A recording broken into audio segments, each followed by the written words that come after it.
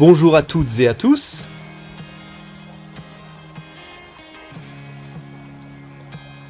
Cette fois, je vous emmène chez un killiphile passionné qui va nous présenter ses killis, des poissons d'eau douce aux superbes couleurs.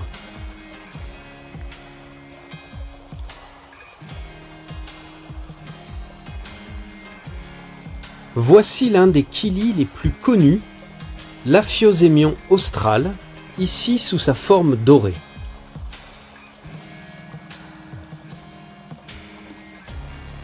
De façon générale, les killis sont élevés dans des aquariums spécifiques, c'est-à-dire que chaque espèce est maintenue seule.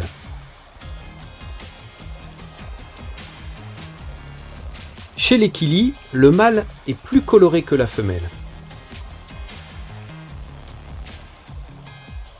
Une prochaine fois, je vous présenterai différentes espèces, toutes plus magnifiques les unes que les autres. Mais aujourd'hui, je vais vous expliquer comment aménager leur aquarium. Commençons par la température de l'eau. Ici, la pièce est chauffée en hiver et refroidie en été, de façon à conserver une eau entre 20 et 24 degrés. Il est capital de parfaitement couvrir les aquariums, car les killis sont d'excellents sauteurs. L'eau devra être peu minéralisée et plutôt acide. Des feuilles de chêne sont immergées dans l'eau sans préparation particulière. On ajoutera également quelques plantes et de la mousse aquatique. Le mop est un autre élément très caractéristique du bac de ponte des killis. Pour réaliser votre mop, il faut utiliser de la laine synthétique 100% acrylique qui ne se décomposera pas dans l'eau. Enroulez 30 à 50 tours de laine autour d'un livre. Les killis viendront pondre dans le mop et il y sera plus facile d'y trouver les œufs. Ce brin de laine supplémentaire servira à regrouper toutes les boucles sous le flotteur.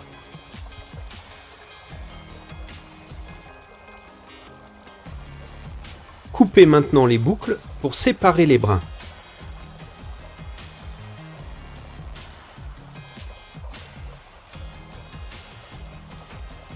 Le mop est fixé à un flotteur constitué d'un flacon en plastique ou d'un bouchon de liège.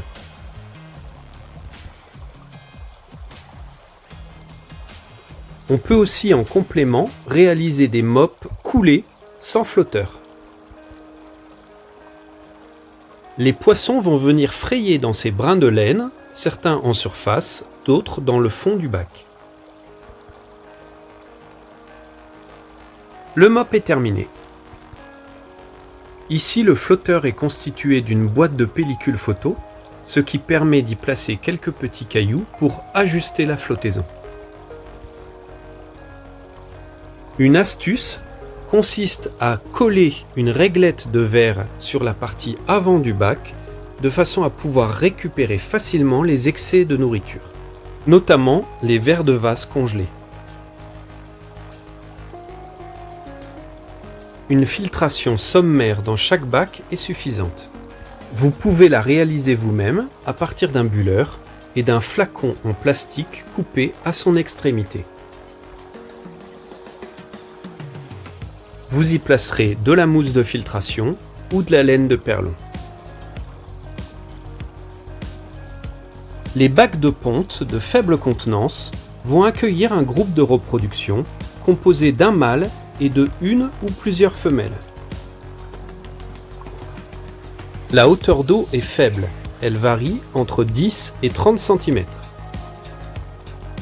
Il faudra ajuster la hauteur du mop pour que les brins de laine touchent le fond.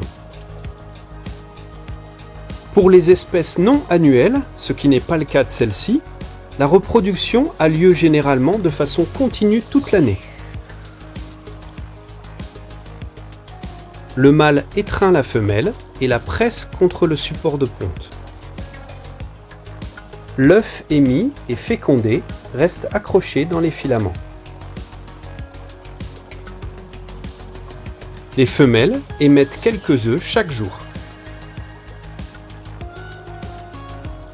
Vous pouvez ensuite laisser les œufs se développer et éclore librement dans l'aquarium.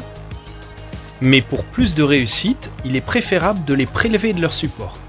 Pour cela, sortez les mops hors de l'eau, celui de surface et celui de fond.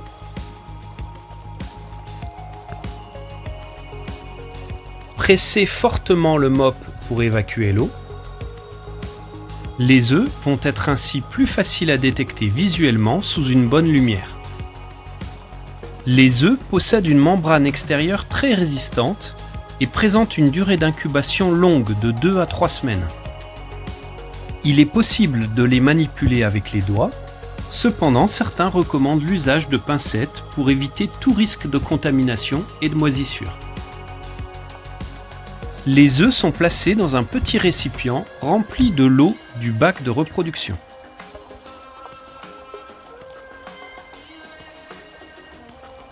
Il est possible de conserver les œufs hors de l'eau sur de la tourbe bien humectée, ce qui permet à ces passionnés de se les envoyer par la poste.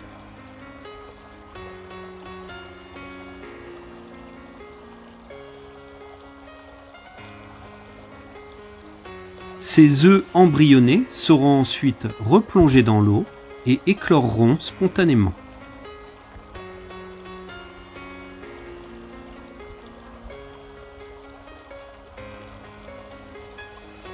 Pour qu'ils puissent retrouver plus facilement leur nourriture, les alevins sont élevés dans de tout petits bacs.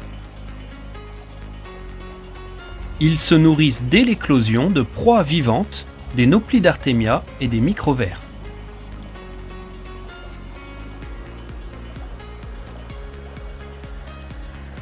Une fois qu'ils auront commencé à bien grandir, ils seront placés dans de plus grands bacs de grossissement.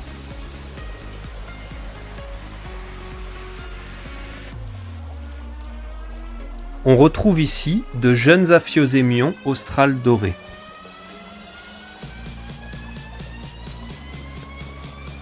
La présence d'escargots planorbes est toujours favorable car ils consomment la nourriture en excès ainsi que les algues.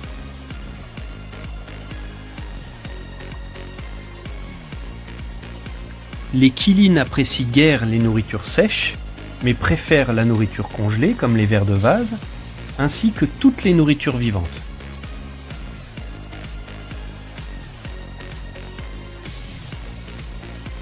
Par exemple ici des drosophiles,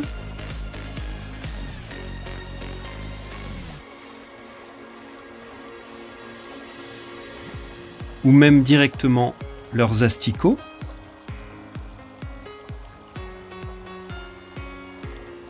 Ici un élevage de microvers. Mais la nourriture vivante numéro 1 reste les nauplies d'Artemia. Ils sont élevés dans des bouteilles d'eau salée largement oxygénées, puis, une fois éclos, ils sont filtrés et distribués dans les aquariums. Il n'est pas nécessaire de les rincer, car le léger apport de sel n'est pas nuisible pour les kilis. La nourriture vivante est un des points les plus importants pour élever les kilis et on s'efforcera de la varier le plus possible. Voilà, cette première vidéo sur les kilis est terminée. J'espère qu'elle vous aura intéressé. Si c'est le cas, n'hésitez pas à la liker, à la partager et à vous abonner. Merci, à bientôt, au revoir.